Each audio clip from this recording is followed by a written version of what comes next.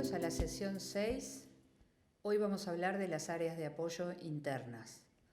Como estuvimos viendo, tenemos un plan estratégico, tenemos programas, tenemos un caso institucional, tenemos diversificación de fuentes, matriz de financiamiento. Y por supuesto que todo esto es posible si podemos trabajar con algunas áreas de apoyo internas que hacen más llevadero el trabajo, más sólido, más sostenible en el tiempo y sobre todo más confortable para todos los que están trabajando. Entonces, bueno, ¿qué son y para qué sirven las áreas de apoyo dentro de una organización? Volver a tomar el tema de la administración enfocada en la misión. Quiero hablar un poco de la información organizada que necesitamos tener y un poco del liderazgo del trabajo en equipo.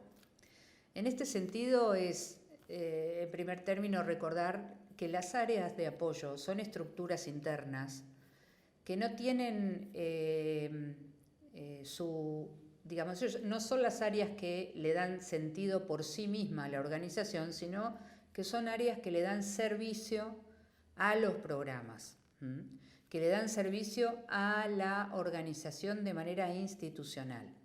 Entonces, es muy importante tratar de ordenarnos, aunque sea definiendo algunos parámetros, aunque sea pequeña nuestra organización, porque el objetivo es que todo esto colabore para la ejecución de nuestro plan anual estratégico o plan bienal. Entonces, las áreas de apoyo, recuerden, no tienen luz por sí mismas, sino son áreas que le dan servicio interno a otras áreas de la organización. Quiero hacer hincapié nuevamente en el asunto de la administración con foco en la misión, ¿sí? Quizá les parezca que esto es algo natural, pero es muy importante que el equipo de conducción, junto con la comisión directiva o el consejo de administración, sean los guardianes de la ejecución del presupuesto económico y financiero, tal como se acordó en el plan estratégico. Es central desde esta área que se monitoree y se comunique desde el área de administración cómo va la asignación de los recursos. Porque si tenemos a alguien que lleva en forma responsable todos los números, va a poder informarnos a tiempo sobre cómo estamos con la implementación del plan y si es necesario inyectar nuevos recursos porque hubieron contingencias que no previmos. Recuerden que en el plan, en el armado de presupuesto, les comenté que era importantísimo tratar de resguardar un porcentaje que va entre el 5 y el 10% para contingencias, pero quizás pasan cosas que no podemos manejar o imprevistos, ¿sí? O algún inconveniente que nos desvía y necesitamos saberlo a tiempo.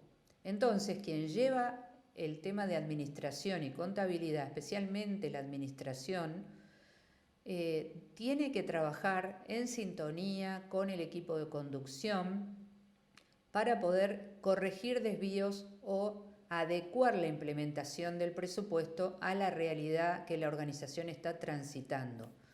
Sería deseable que estas conversaciones fluyeran, ¿sí? Pero hay momentos donde en las organizaciones cuesta mucho hablar de dinero, cuesta mucho hablar de presupuesto, de necesidades. Entonces, me parece que hay que desmitificarlo, que hay que sacarle la carga emocional, recordando que los recursos, ¿sí?, no son un fin, son un medio para que la organización lleve adelante lo que tiene que llevar. Ahora quiero ir a las olvidadas en todas las organizaciones, que son las bases de datos, ¿sí?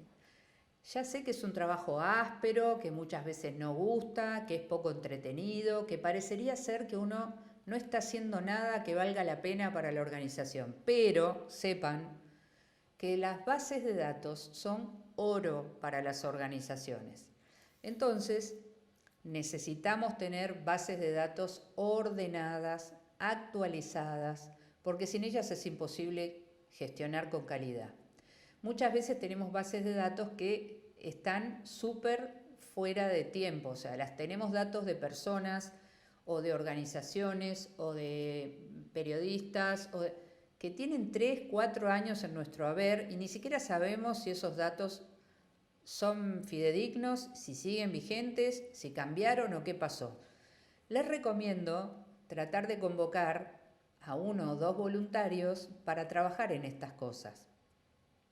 Lo mismo que el tema de la agenda de alguno de los miembros de comisión directiva o de cualquiera de los miembros de la organización, que es un lugar al cual acudir para actualizar información, ¿sí? Nosotros no le damos nada de bolilla a este tema y realmente les digo que las bases de datos son un problema en las organizaciones porque son cuestiones no consideradas. Pero ¿qué pasa? Si por ejemplo quisiéramos invitar a personas para un evento o convocarlas para que sean donantes individuales, recién ahí nos acordamos de las bases de datos. O por ejemplo mandar un boletín informativo de lo que estamos haciendo o mandar una campaña de tal o cual tema que queremos posicionar. Ahí nos acordamos de las bases de datos. Les recomiendo por favor que le apliquen tiempo a esto, que busquen quién lo haga adentro de la organización, porque tener información ordenada es muy relevante, ¿sí? Entonces, generar una buena base de datos va a dar sustento a la causa, sostenibilidad a la tarea y resolverá muchos problemas que sin ellas quedarían pendientes. Por otro lado, el tema del equipo, ¿no? Siempre vuelvo recuerden que una causa de bien público está llevada adelante por personas, no está llevada adelante por el éter o por alguien que se iluminó con una buena idea. Nadie puede hacerlo solo, de manera que me gustaría pasar en una reflexión que va del yo al nosotros, ¿sí? Del yo al nosotres. ¿Por qué nosotros nos involucramos con esta causa?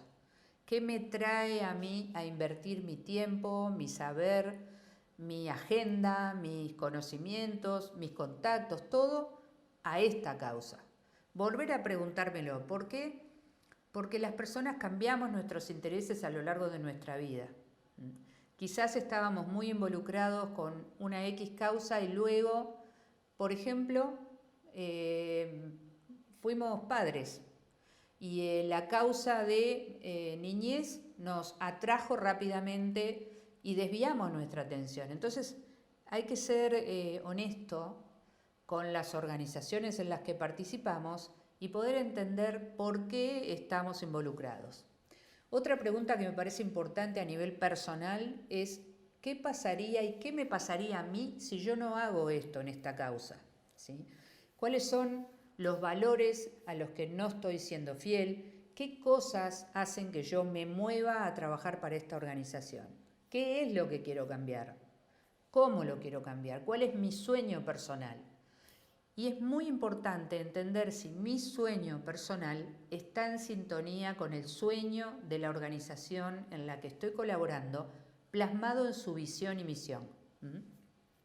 Una vez que podemos reflexionar con esto, digo también para no convertirnos en máquinas automáticas que vamos y donamos un tiempo, pero no estamos verdaderamente involucrados, ¿sí?, con la organización en la que estamos colaborando. Una pregunta que también me haría y que para mí es muy relevante en esto es, ¿me da alegría hacer lo que hago? ¿Me da bienestar ser parte? ¿Me hace sentir bien? ¿Es un deseo o es una obligación? Si lo siento como una obligación solamente, quizás deba retirarme. Quizás ya sea suficiente el tiempo que invertí. Pero si todavía late una llamita que hace que yo tenga ganas, que yo sienta que puedo ser parte de esto con un granito de arena, sea cual fuera el rol que tengo dentro de la organización, tengo que tenerlo claro. Entonces, quisiera proponerles también que puedan pensar juntes, cuáles son las 3 cosas que podrían modificar de cómo están funcionando para hacer mejor lo que los reúne, para hacerlo en forma más confortable y con mayor bienestar para la tarea y para cada uno de los integrantes. He visto cambios muy interesantes en equipos de trabajo con solamente modificar la carga horaria, por ejemplo, o establecer reuniones de equipo sistemáticas que no fueran la obligación de la reunión, sino una reunión en la que uno se siente parte y considerado y uno puede recibir en ese intercambio muchísimo valor. Por otro lado, si reconocen que tienen que hacer al menos 3 cambios, que pueden ir desde lo operativo más simple, por ejemplo, queremos respetarnos los horarios para almorzar. Si ustedes supieran la cantidad de personas que trabajan en las organizaciones sociales en forma automatizada, con unos horarios súper extendidos, sin tiempo personal para poder tener un ratito de descanso, de intercambio, de poner arriba de la mesa otras cosas que no es el rol solamente que estamos cumpliendo.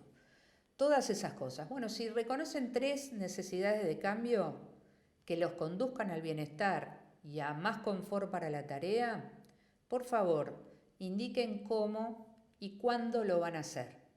Si no se ponen una meta concreta de cuándo y cómo lo van a hacer, los cambios no van a ocurrir. Y les recomiendo que al cabo de un tiempo, por favor, vuelvan a medir ese grado de satisfacción. Vuelvan a hacerse la pregunta, ¿qué otras 3 cosas podemos hacer para sentirnos mejor? A veces se trata de comer juntos unas empanadas una vez por mes, sin hablar de trabajo, ¿sí? Las personas tenemos otras necesidades. Con respecto al liderazgo, quiero decir que el liderazgo sin duda es una actitud de servicio, ¿no? Si alguien cree que liderar es ser la estrella de la organización, está muy equivocado. El líder siempre va atrás dando servicio, ¿sí? A la causa, al equipo, al aprendizaje permanente, a la tarea, para lograr que juntos el resultado sea óptimo. Liderar es asumir muchas responsabilidades y a veces eso también nos pone en una cierta condición de soledad. Pero me gusta siempre recordar que somos débiles, somos simplemente humanos, ¿sí? En este sentido debemos trabajarnos permanentemente. ¿Por qué? Porque muchas veces nos ganan nuestras pasiones, nos ganan nuestros intereses, estamos viendo con una parcialidad que corresponde a nuestra forma de estar en el mundo y nos estamos perdiendo de escuchar otras voces, de entender otras realidades y alimentar la dimensión de la tarea desde el lugar que me ocupa. Entonces, me parece que un líder tiene mucho para trabajarse y mucho para escuchar y reflexionar sobre quienes acompañan el camino del trabajo. En este sentido también, sin duda, liderar, además de servir, es ser un referente en valores y una persona que tiene que dar, una guía, pero que también tiene que guardar, que se respeten esos valores que se enunciaron en la Declaración de Valores de la organización. Con respecto al estilo de liderazgo, bueno, estamos en el siglo XXI y todavía tenemos muchos liderazgos concentrados, ¿no? En una persona en la organización muy iluminada, clara, que tuvo una excelente idea, pero la realidad es que esto no funciona así para un trabajo en equipo. Hoy por hoy necesitamos que el liderazgo se enfoque en motivar, se enfoque en la promoción de las capacidades de las personas que trabajan en el equipo, en estimular las soluciones compartidas, en buscar el consenso para aplicar soluciones compartidas, que se enfoque en la acción y que esté mirando siempre la misión de la organización y que realmente valore que no sabe todo, ¿sí? Y que justamente valora otras voces y está dispuesto a ser flexible, respetuoso, ¿sí? Abierto a cambios que legitimen el accionar, no solo del líder, sino de la organización, de la misión que llevan adelante. Digo esto porque no necesitamos caudillos, necesitamos líderes comprometidos para que las cosas cambien, y para que las cosas cambien necesitamos organizaciones muy enfocadas en la misión, en la visión y en los valores y en el contexto que nos alberga. Entonces, para finalizar, quiero decir que tengamos siempre presente, ¿no?, que nada de esto se puede hacer solo, es absolutamente imposible. Y cuidar de las personas que están en la organización, cuidar de las personas, no solamente a las que servimos, sino de las que están en la organización, hará que el trabajo fluya, ¿sí?, con armonía. Y eso es lo que necesitamos para que nuestros equipos no salgan despavoridos de nuestra organización hablando mal de ella, ni del liderazgo, para que los voluntarios estén contentos de mantenerse involucrados. Recuerden que una persona que se va enojada de la organización es una reputación negativa que una causa de bien público no puede tolerar, o sea, no podemos darnos ese lujo. Entonces, cuidar a las personas, empezando por las que están gestionando adentro de la organización. Muchas gracias.